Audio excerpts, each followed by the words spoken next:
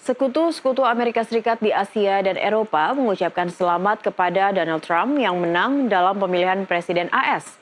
Namun negara-negara ini khawatir tentang dampak kebijakan luar negeri America First bagi negara masing-masing dan kawasan.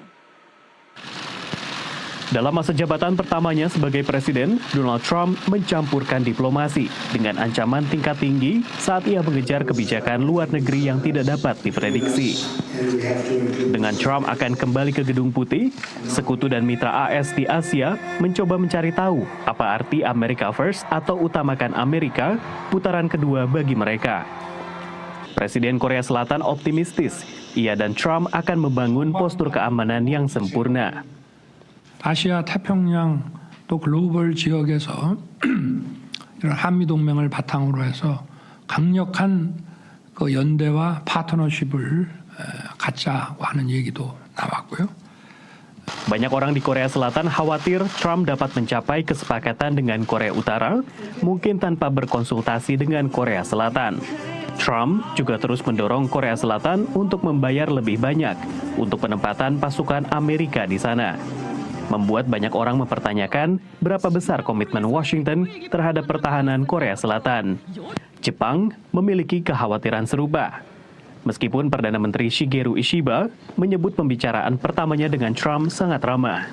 To deal successfully with Mr. Trump, you need to be strong. You need to be well endowed with your political capital, and that's the thing that the Japanese leaders, Ishiba, whoever, cannot show and cannot have. Donald Trump akan kembali ke Gedung Putih di tengah meluasnya pengaruh Tiongkok di Asia Pasifik. Tiongkok mengklaim wilayah di Laut Cina Selatan yang termasuk wilayah Filipina yang merupakan sekutu Amerika Serikat. Juga zona ekonomi eksklusif Indonesia yang merupakan mitra Amerika Serikat. Sementara di Timur Tengah, Trump akan menghadapi eskalasi Israel-Gaza yang kini telah meluas ke Lebanon. Dan di Eropa, Trump akan menghadapi invasi Rusia ke Ukraina. Di Hungaria, sekitar 50 pemimpin bertemu dalam puncak komunitas politik Eropa yang dibentuk setelah invasi Rusia ke Ukraina. Presiden Prancis mengatakan Eropa harus membela dirinya sendiri saat bersiap untuk kepresidenan Trump berikutnya di Amerika Serikat. Il a été élu par le peuple américain et il va défendre l'intérêt des Américains. Et c'est légitime et c'est une bonne chose. La question c'est est-ce que nous on est prêt à défendre l'intérêt des Européens? Aliansi NATO tetap menjadi landasan keamanan Eropa di tengah invasi Rusia ke Ukraina. Pada masa kampanye, Trump mengatakan dia akan mengakhiri perang Rusia-Ukraina pada hari pertama, meskipun dia tidak mengatakan caranya. Analis mengatakan Ukraina takut dipaksa ke dalam kesepakatan damai yang tidak menguntungkan. Sementara Trump juga pernah mewacanakan keluarnya AS dari NATO. I think he likes the idea that he's keeping foreign allies as well as adversaries guessing as to his ultimate intentions. I think he sees that as a source of leverage, as a source of power. Dari Washington DC, demikian laporan tim VOA.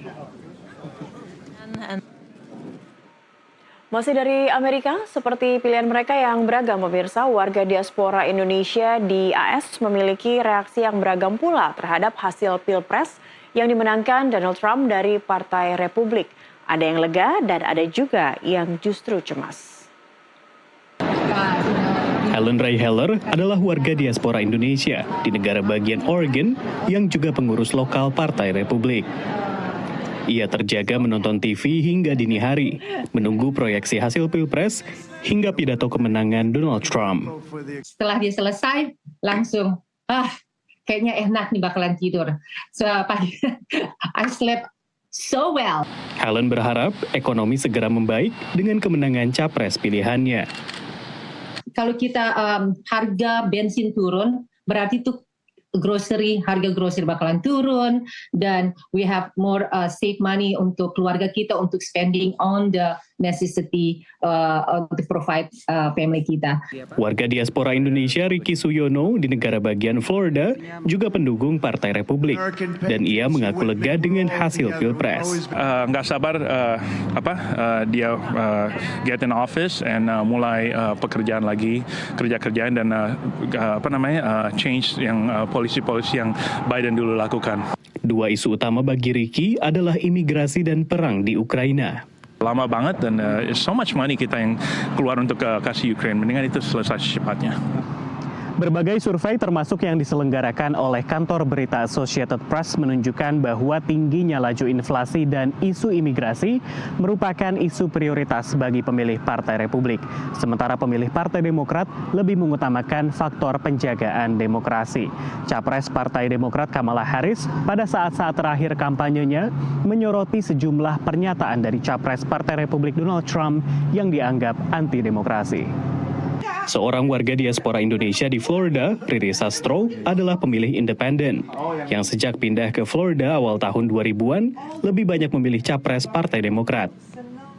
Kemarin saya pilih Kamala after debating. Ia pun kecewa setelah kemenangan Donald Trump diproyeksikan. But I just probably don't like the person. It's just like idenya bagus, tapi dipimpin ini mau kemana sih sebetulnya?